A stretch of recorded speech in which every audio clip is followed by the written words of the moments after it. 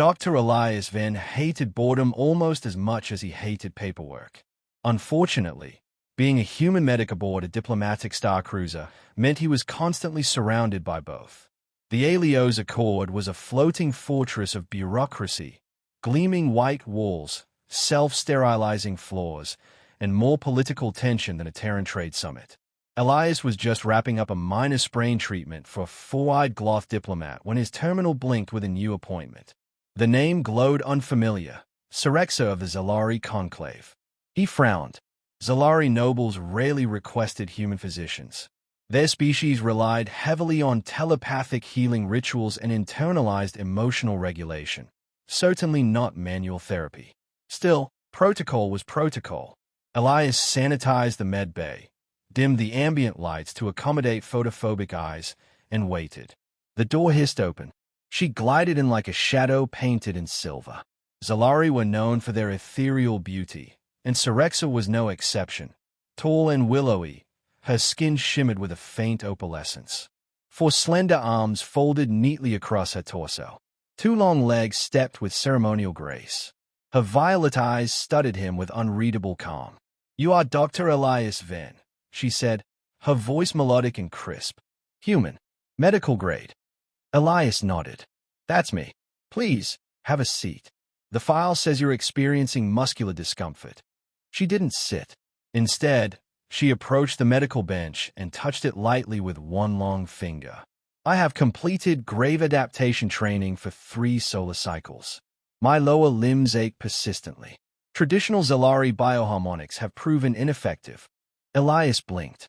Grave adaptation was notoriously tough, even for species evolved for zero-G. But asking for help, especially from a human, meant she was desperate. "I can run a neural scan to check for nerve inflammation. But if the issue is muscular," he offered, "I could try direct manipulation. Massage therapy." She tilted her head. "You intend to press my legs?" "Therapeutically. With permission," he added quickly. Silence. Then, surprisingly, she nodded. "Proceed." She climbed onto the med bench, reclining stiffly. Elias rolled up his sleeves, sanitizing his hands again before approaching her legs. The skin was smooth but cool, like touching a living pearl. He started gently, using slow circular pressure along her upper calf. A flicker, a shiver ran through her limbs. Elias paused. "Too much." No, her voice was breathier now. "It is unfamiliar." He resumed, moving down her leg with practiced motions. Her muscles were tightly knotted, fibers twisted under tension.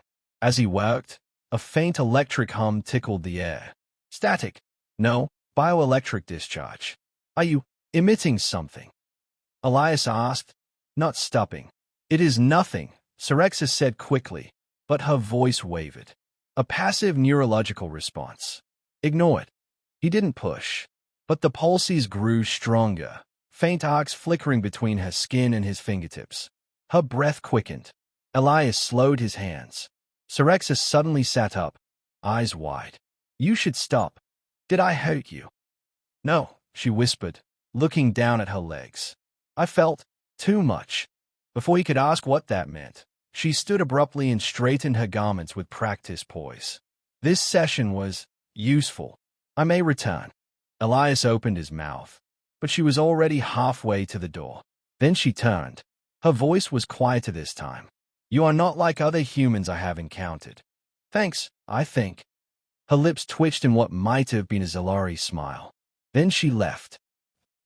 Elias logged the appointment, filed the report, and spent the next 20 minutes staring at the door like it might give him answers. Touch. It was something humans took for granted. But for the Zelari, it was sacred, rare, even taboo outside of family or bonded pairs. And she'd asked him to touch her legs. Something's off, he thought. Not wrong. Just off. The next day, she returned. No appointment. No explanation. She walked in while he was mid-lunch, glanced at his protein bar with faint curiosity, then lay on the med bench. "I require the therapy again," she said simply. He raised an eyebrow. "No foreplay this time." She blinked. "Foreplay." "Never mind," Elias muttered, wiping his hands and standing up. This time, she seemed calmer, almost expectant. He noticed she had rearranged the folds of her uniform, bearing more of her legs, perhaps intentionally. As his hands resumed their rhythm, the pulses returned, stronger now. His fingertips buzzed faintly, like grazing live circuitry. He looked up. Serexa, is it normal for Zelari to discharge bioelectricity during massage? No, she admitted. But I am not entirely typical. Another cryptic answer. Then, her voice echoed directly in his mind, not through his ears. A whisper, barely perceptible. You ground me. He jerked slightly. Did you just speak telepathically? She said nothing aloud, but her eyes shimmered with strange intensity. When the session ended, she lingered a moment longer than necessary, her gaze flicking to his hands, then his face. Then, without a word, she turned and left again. That night, Elias couldn't sleep. Not because he was afraid, but because he couldn't stop wondering what, exactly, she had felt. Why a noble telepath had come to him, not for medicine, but for touch. And what it meant that she'd come back twice. Something told him this wasn't going to be a routine medical case. And Elias Venn had a feeling things were about to get very, very strange. Elias wasn't surprised when Serexa returned the next day. He was surprised she brought tea. From my world, she said, handing him a slender, iridescent flask, steeped in memory root. It calms neural distortion. He accepted it cautiously. That's thoughtful. Are you feeling neural distortion? I'm feeling many things. She stepped around him and lay down without invitation. This time, she positioned herself with practiced ease, robes draped to reveal the full length of her lower limbs. Her skin sparkled faintly in the medbay lights. Elias sat beside her, slipping on gloves more for habit than necessity. Any new symptoms? No. The ache persists, but I believe the therapy helps. She didn't meet his gaze as he began the massage. He started gently, finding the old knots and some new ones. She exhaled slowly, almost meditatively. Within seconds, the familiar pulses returned, stronger than before. Static danced up his forearms, harmless but noticeable. He watched her expression, calm, composed, but her jaw tightened occasionally. You're more tense than yesterday, he said. I attended a council session. Endless argument. Obsolete traditions. Male envoys posturing. She said male the way some people said fun gal rash. Elias smirked. And yet here you are, letting a male treat your legs. She shot him a look. You are not them.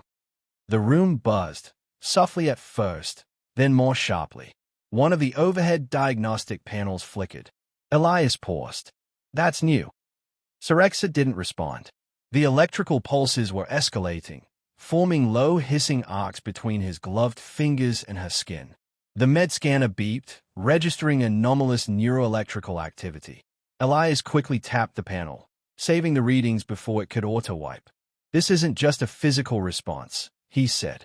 You're discharging psionic energy. I warned you, Serexa whispered. I'm not entirely typical. Do you want to stop? No. The word was firm. She shifted slightly, granting him access to the backs of her knees, a vulnerable area, even among humans. He hesitated only a second before resuming. The pulses flared again. Suddenly, a feedback spike shot through the medbay lights. Half the room dimmed. Elias jumped up, startled. Serexa sat bolt upright, eyes glowing faintly. The power surge tripped the internal senses. Medical anomaly detected. The ship's AI droned, requesting manual input. Elias slapped the console. Manual override. False alarm. Log it as environmental interference. Confirm anomaly code. 7 Kappa. Yes. Confirm. The lights flickered once more and stabilized. The AI returned to standby. Serexa was breathing heavily now, hands gripping the edge of the med bench. I lost control, she said. I didn't mean to. You were close. Too close. I was treating your legs.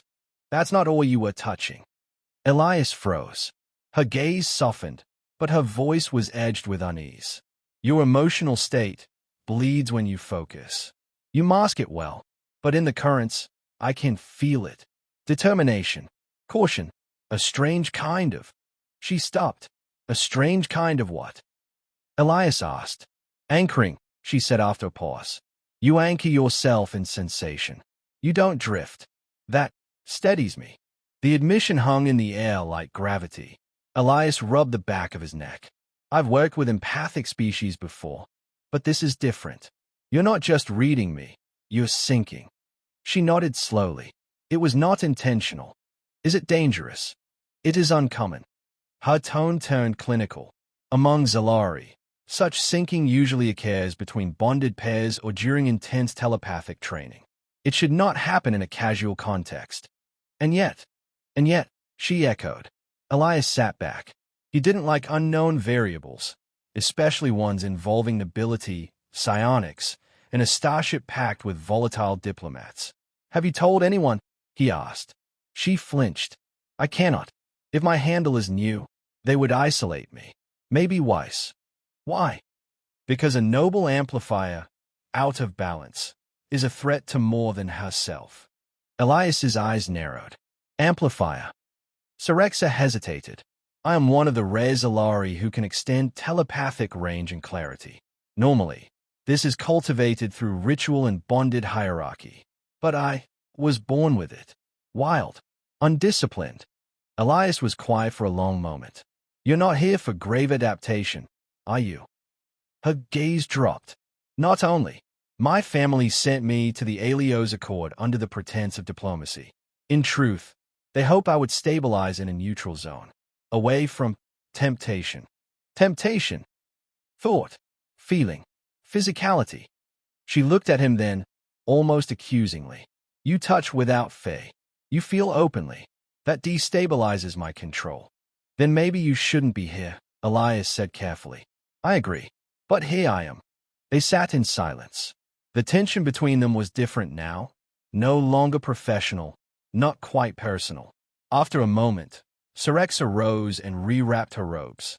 I will not return for therapy tomorrow. Elias blinked. Why not? I have learned enough, she said, but it sounded more like a defense than a decision. She walked to the door, paused, and turned. Thank you, she said, not just for the therapy, for seeing me before you feared me. Then she was gone. After she left, Elias retrieved the sensor logs and reviewed them again. The electrical surges followed no recognizable neurological patterns. They weren't just spasms or discharges. They were structured, rhythmic, intentional. And Serexa wasn't lying. She was sinking with him, deeply. That night, Elias filed a redacted version of the incident report. No mention of bioelectric pulses, no anomalies, no flickering lights. Just improvement noted. Patient advised follow-up at discretion. Then he deleted the unredacted version, because something told him this wasn't over. And the real symptoms, they were just beginning. The Zelari warship Telestria's Veil arrived unannounced, blotting out half the view from the Elias Accord's main observatory like a vast obsidian wing. Elias stood with his arms folded as the shadow fell across the medbay windows. A docking procedure this abrupt wasn't standard, especially not for a vessel of that class. Zelari warships didn't visit medical diplomacy ships unless someone was making a political point or a threat. His stomach turned. He hadn't seen Serexa in 4 days. She had disappeared after her last session. No return messages. No official withdrawal. Just silence. Now her people were here. Elias barely had time to review his sensor logs before a summons came in from the bridge. Not a suggestion, a direct order. The diplomatic corps conference room was dim and sterile, its domed ceiling aglow with shifting banners of the concordant races. Elias entered to find Captain Roth, grizzled, Terran-born, perpetually annoyed, already seated. With him were 2 others, Ambassador Klavix, the hulking reptilian delegate from Scorn Krell, and a Zelari woman clad in formal neural gray robes. Her face bore the hard lines of nobility, but her eyes shimmered with restrained aggression. I am High Executive Nalith, she said without waiting for introductions.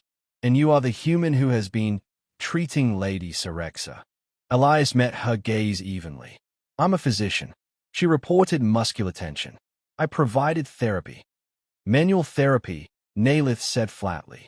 Intimate contact. She requested it. Freely. No Zelari noble requests casual contact. Not with an alien male. And certainly not repeatedly. Her voice crackled with scorn. Captain Roth stepped in. With respect, Executor, there's no protocol violation. Medical autonomy applies to all recognized species aboard this vessel. Perhaps, Nalith said coldly, but medical ignorance does not excuse psychic entanglement. Elias stiffened. Excuse me. Ambassador Clavix tapped his claws together, finally speaking. Lady Serexa is what your people would call a psychic amplifier. A rare neural structure. She doesn't just project thought, she enhances it. Prolonged contact with another mind, especially one untrained, can lead to involuntary linkage. Elias's jaw tightened. Are you suggesting she's been infected by me? Nalith's gaze hardened. No, we're suggesting you are now a carrier. After the meeting, Elias was escorted, under precautionary containment protocol, to his quarters, where two quiet Marines in diplomatic gray armor stood outside his door like statues. He wasn't technically under arrest, but he wasn't free to move either. That evening, as he paced his narrow quarters, his comm tablet blinked with a low-priority encrypted message. From, unregistered node. You should not have protected me. They fear what I felt, what you let me feel. I cannot silence the link anymore. Elias swallowed hard. He tapped in a response. Where are you? No reply came. He sat down, heart pounding. He could feel it, deep in the back of his skull. A buzzing. Not a sound, not a thought. Something else. An echo. The next day, a Zelari neural inquest officer arrived. White-robed, soft-voiced, hands hidden at all times. She introduced herself as Mind Guard Elias. Dr. Venn, this is not an interrogation, she said, as if reading from a script. Merely a verification of mental integrity. Elias nodded cautiously. You're going to scan me. I will surface link. No intrusion. No memory core extraction. Unless resistance is detected. He gave his consent. The moment her fingers touched his temples, something snapped, like static caught between teeth. His vision tunneled. Her thoughts weren't words. They were shapes, sensations, intentions. And his thoughts. He felt her try to anchor them, shape them, mute them. But something pushed back. Not him. Her. Serexa. Like a whisper behind glass. Do not let them inside. Elias gasped, eyes flying open. Mind Guard Elias recoiled, her hands trembling. A dark crimson streak trailed from her nose. You're shielded, she said, stunned. That's impossible. You're human. I'm not doing it, Elias said. She is. The guards moved closer, but Elias waved them off. No, he's telling the truth. She stood slowly, dabbing her nose. The link is real. And strong. Elias wiped cold sweat from his brow. What happens now? That night, his door opened without announcement. Serexa stepped inside, cloaked in a long, sensor-disrupting robe. Her eyes were dark-rimmed from exhaustion, but her posture was straight. You're not supposed to be here, Elias said. I know. You're being hunted by your own people. She nodded. He stared at her. Why risk this? She stepped closer, close enough that he could feel the warmth of her skin. Because it wasn't supposed to happen. We were not supposed to sink. I was trained, conditioned, to avoid that. But you didn't follow the pattern. You touched without fear, without expectation. That broke something open in me. Something dangerous. She shook her head. Something real. She reached out, hesitantly, and touched his hand. The moment they connected, a wave of images flooded his mind. A council chamber burning. Zelari elders screaming as psychic currents shattered walls. Serexa as a child, isolated, electrodes running through her temples. Her being told, you are a weapon. Be silent or be destroyed. And then, a new vision. One that hadn't happened yet. Her and Elias, hands clasped, standing in a storm of thought, anchoring each other against a flood of minds. She gasped. You saw it. He nodded. You showed me. No, we shared it. They broke contact. The room was silent again. I need one more session, she said. Now. Now. Elias led her to the med bench without a word. She lay down, this time without ceremony. He began, working carefully, but neither of them pretended it was just therapy now. As he touched her legs, the pulses returned, quieter, deeper, steady like a heartbeat. He felt it in his bones. Then the ship shuddered. Emergency lights flashed red. Security breach, the AI chimed. Unregistered psionic burst detected. Serexa sat up, eyes glowing. They found us. Too late, Elias said, because whatever just happened between them, it couldn't be undone. The corridor outside the med bay exploded in klaxon wails and cascading red light. Elias was already pulling Serexa to her feet. We don't have time, he said. She didn't argue. The AI voice was calm and cold. Containment breach. Psionic anomaly registered. Zelari security en route. Evacuate non-essential personnel from Sector Theta 5. That was he. The med bay. A shadow passed behind the frosted door window. Armored figures moving fast. Emergency exit hatch, Serexa whispered. Elias didn't hesitate. He grabbed a medkit, keyed open the storage wall, and yanked the floor hatch open beneath it.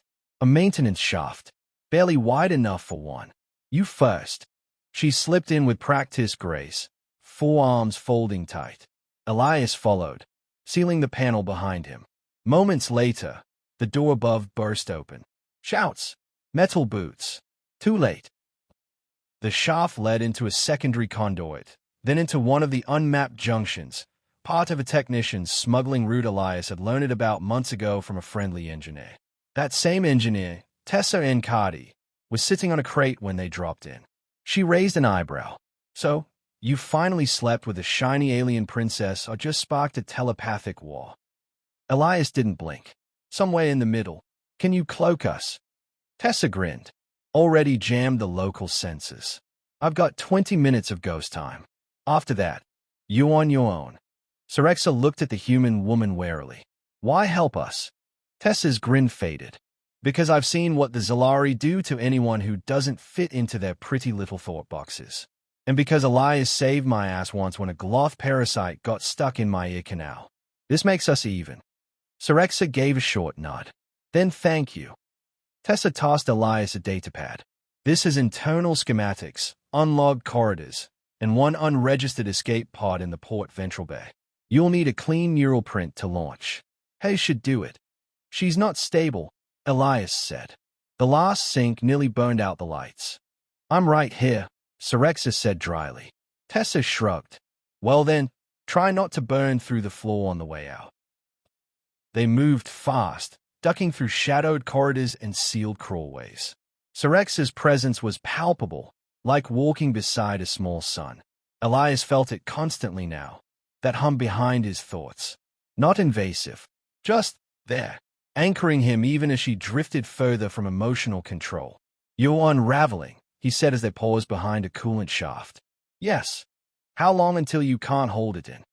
She looked at him, eyes glowing faintly. Minutes. Maybe less. Elias exhaled. Then we need to try something now.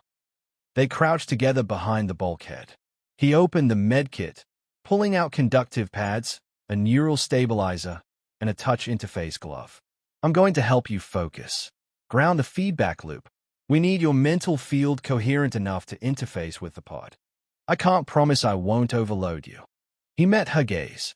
Do it anyway. He connected the glove, adjusted the field tuner, and pressed his palm to her ankle. Sparks danced instantly along his forearm, but they were steady this time. Rhythmic. Serexa closed her eyes. She was beautiful like this, unbound, unmasked, radiant and real. I trust you, she whispered. He guided the energy, moving his hand along the nerve lines in her legs, syncing pulse with breath. Every muscle he touched responded. The discharge no longer felt chaotic. It was like tuning into a deep, ancient frequency. She gasped, and suddenly, Elias wasn't in the corridor anymore.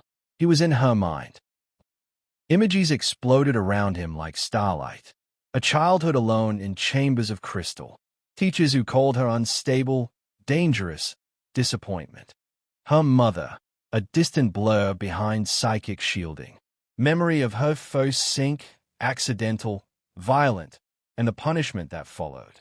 Years of suppressing emotion, denying curiosity. Then, him, a human, touching without fee, without permission, and not breaking her, but grounding her.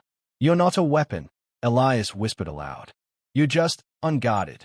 A single tear slid down her cheek, though her eyes remained shut. The hum in the air softened. She opened her eyes. I'm ready. The pod bay was unlit, sealed with a double-edged biometric lock. Serexa stepped forward, hand outstretched. Her fingers grazed the reader. A wave of pale light bloomed across the walls. The pod hissed open, and systems flickered online. No Zelari ID could do that, Elias muttered. I'm not just Zelari anymore, she replied. They were climbing in when a voice boomed overhead. Stand down. Elias turned. 5 armored Zelari security officers aimed psychic dampener rods at them.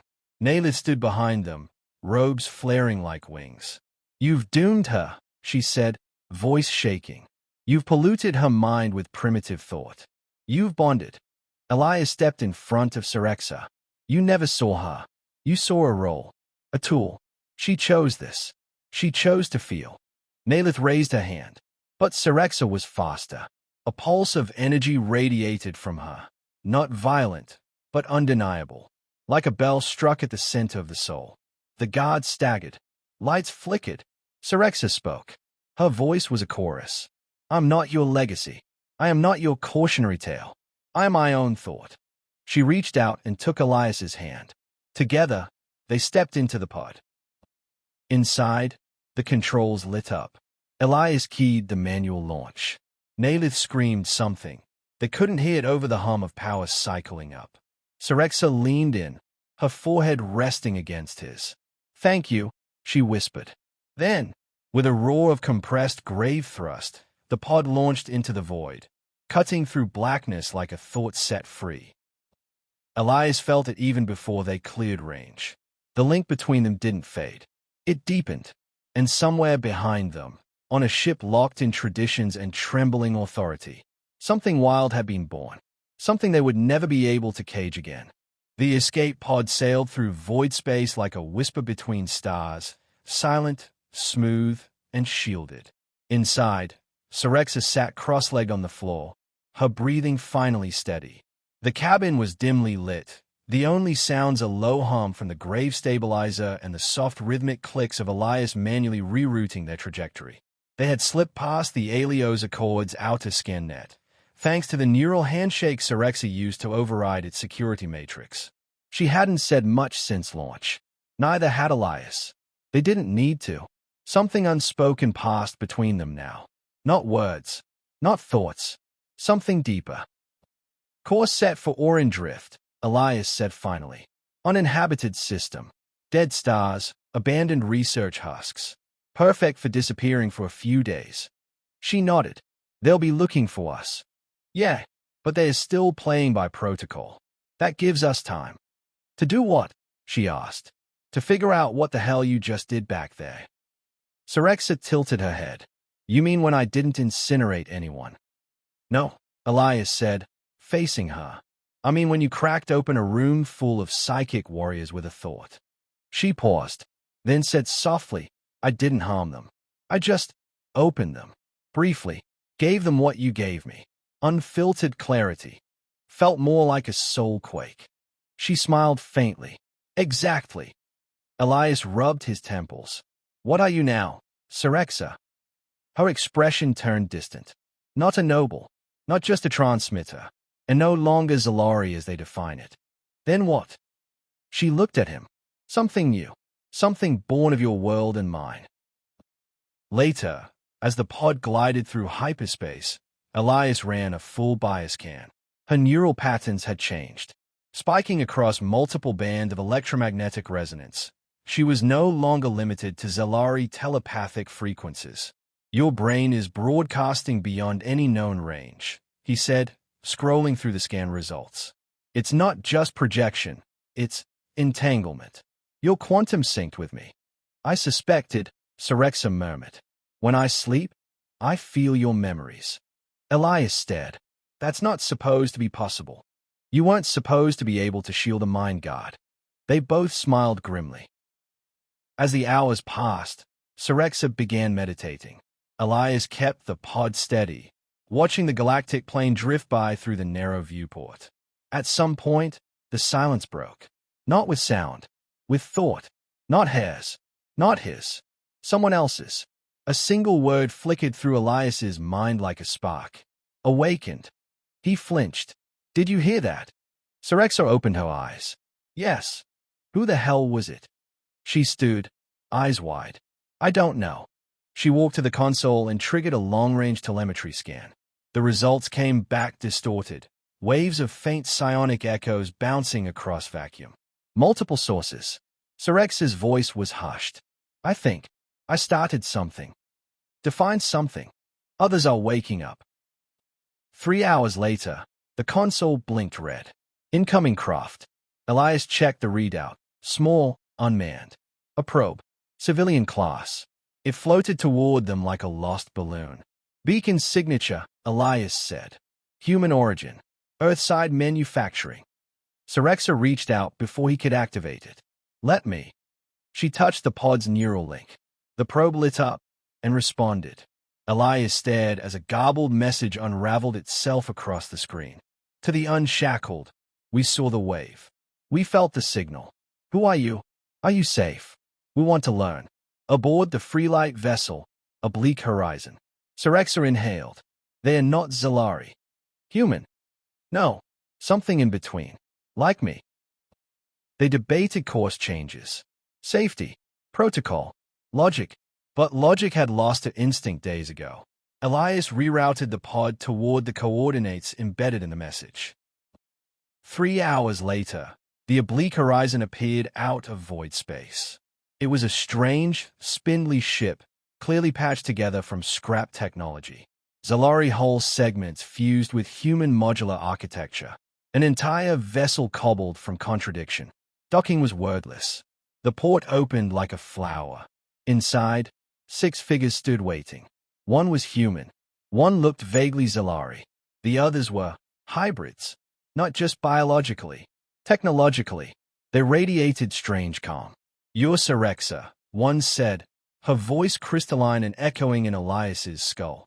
And you are? Serexa asked. We are like you. Once bound. Now awake. Because of me. Because you survived.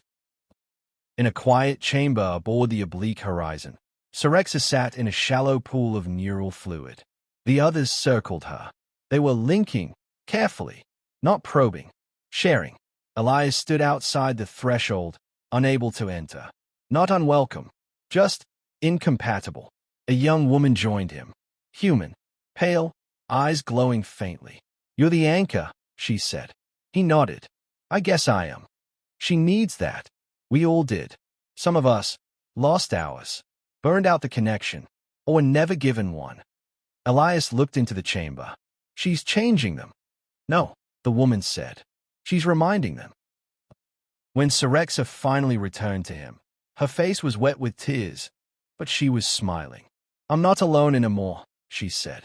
Neither am I, Elias replied. They didn't kiss. They didn't need to. She reached for his hand and squeezed it. He felt the pulse again, not chaotic now, but purposeful, harmonized. Back aboard the escape pod, Elias reviewed a message they had just received from the Helios Accord. Unauthorized neural interference. Diplomatic crisis pending. Return immediately for detainment. He deleted it without reading further. Serexa leaned on his shoulder. They don't know it yet, Elias murmured, but the war they are afraid of already ended. She looked up at him. No, it's just beginning. The Oblique Horizon wasn't built for diplomacy. It didn't have polished conference rooms or the soft synthwood chairs favored by Federation elites. It had bulkheads welded from mismatched alloys, walls scrawled with chalk-thin neural math, and lighting that flickered like it couldn't decide whether to function or give up. But what it did have was signal strength. The moment Serexa connected to the ship's neural web, Every unbound mind within light weeks felt it, a wave of clarity, not forced, not invasive, just presence. Not power, not control. Connection. Elias sat in the observatory chamber while it happened. Not part of a neural ritual, not psychically linked, but anchored. He kept one hand on Serexa's knee the entire time. She said that helped. That he reminded her of who she was, not what she'd been made to be. The room shimmered with low-frequency vibration. At one point, the ship itself hummed back. Resonant. Responding. It wasn't just Serexa anymore. It was others like her. Half-linked, half-lost. The quiet minds who had always hovered just outside Zelari perfection or human comprehension. Now they were awake, and someone had noticed. The Galactic Concord's High Council didn't like mysteries. So when a multispecies psychic pulse of non-hostile origin disrupted a quadrant-wide communications net, they convened an emergency assembly on the floating Citadel Veridan Spire. 12 species. 1 seat each. 1 vote each. As always, humanity's seat had only recently been upgraded from observer to junior member. They were tolerated, not respected. Fast learners. Unpredictable. Crude. The expectation was simple. They would observe, take notes, and keep their emotions in check. Instead, Dr. Elias Venn walked into the chamber with Serexa of the Zelari conclave at his side, uninvited. Gasps swept the floor. Zelari protocol dictated Serexa should be in isolation. Contained. Controlled. Her presence here was considered political heresy. She didn't care. "I am no longer under your protocols," she said softly, but clearly. "You speak without sanction," growled the Zelari representative. "You are not authorized to address this chamber." "I don't need authorization," Serexa replied. "I have connection." The human representative, a weary bureaucrat named Hadley Nunes, cleared her throat nervously. "Council." The delegation of Earth cedes its speaking time to Dr. Venn. Elias stepped forward and spoke. He didn't posture. He didn't lecture. He didn't plead. He told a story of a medic who treated a foreign noble, of a species that feared feelings, of a moment when touch, not force, not training, broke 1,000 years of silence, and of a girl who had only ever been used, until someone saw her for who she actually was. He ended with one sentence. "What your species call instability, mine calls humanity." Silence. Then murmurs. One delegate, a crystalline lifeform from Neurix, projected a query. "You imply that emotional contact can rewire psionic behavior." "It didn't rewire her," Elias said. "It let her choose her own wiring for the first time." Another voice chimed in. A Lofari delegate, telepathic fish-like beings long resistant to Zelari mental diplomacy. "You're saying a human method, massage, triggered this transformation." Serexa stood. "It wasn't massage. It was trust and presence. Your minds are all guarded by tradition. But human minds, undisciplined, raw, chaotic, have space. Room for uncertainty, for vulnerability." She turned slowly. "I found freedom inside that mess. And I'm not the only one." In the aftermath of the hearing, the council didn't issue sanctions. They issued inquiries, not just into Serexa, but into humanity itself. What made them immune to traditional psychic control? Why could they ground high-level telepaths? Why did contact with them lead not to madness, but coherence? Dozens of unbonded amplifiers from across the Federation, Zelari, Lofari, Hythene, requested passage to Earth. The media branded it the empathic turn. Psychological diplomacy centers tripled in funding. Humans were suddenly in demand not as soldiers or engineers, but as therapists, emotional translators, stabilizers.